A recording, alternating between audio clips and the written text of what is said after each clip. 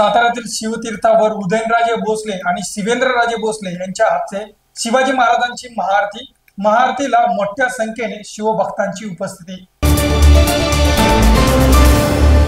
आग्र्यात ज्या ठिकाणी छत्रपती शिवाजी महाराजांना बंदिस्त करण्यात आलं होतं त्याच ठिकाणी भव्य स्मारक उभारणार मुख्यमंत्री देवेंद्र फडणवीसांची घोषणा।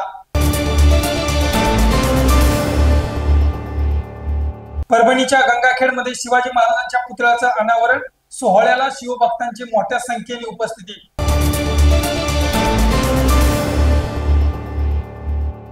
पंढरपुरातील भीमा नदी पात्रात सराफ्यावर छत्रपती शिवाजी महाराजांची 8 फूट अश्वारूढ मूर्ती केली उभी। नदीच्या पाण्यातील शिवाजी महाराजांची मूर्ती साऱ्यांचंच लक्ष वेधून घेत होती।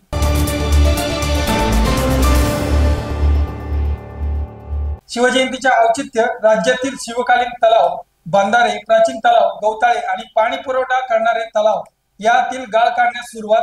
मृदा आणि जल संवर्धन विभागाच्या वतीने राज्यभर ही मोहीम राबवली जाणार।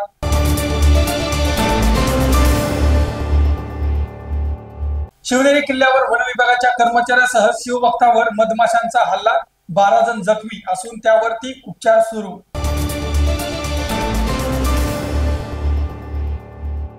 हे हिरवे साप आहेत, नेहमीच आमच्या शिवरायांचा दोष करतात। राहुल गांधीची देशातील शिवप्रेमींनी माफी मागितली पाहिजे।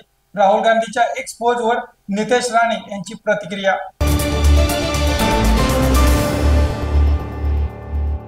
हा फक्त महाराष्ट्राचाच नाही तर देशाचा अपमान। राहुल गांधीच्या पोस्ट नंतर उपमुख्यमंत्री एकनाथ शिंदे यांची टीका। राहुल गांधींनी माफी मागावी, शिंदे यांची मागणी।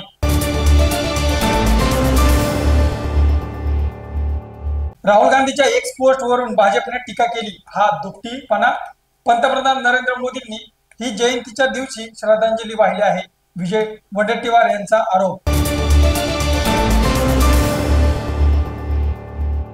आरोपी कोण आहे पोलिसांना माहिती आहे। महादेव मुंडे यांच्या पत्नी ज्ञानेश्वरी मुंडे यांचा गंभीर आरोप। पोलीस निरीक्षक सानप आणि इतर कॉन्स्टेबलचे सीडीआर काढावेत, ज्ञानेश्वर मुंडे यांची मागणी। अशाच नवनवीन व्हिडिओसाठी पोलीस माझा न्यूजचं YouTube चॅनल सबस्क्राईब करा। तसंच आमचं फेसबुक, इंस्टाग्राम आणि ट्विटर अकाउंट फॉलो करा। अधिक माहितीसाठी आमच्या www.polismazhanews.com या वेबसाईटला भेट द्या। पाहत रहा पोलीस माझा न्यूज।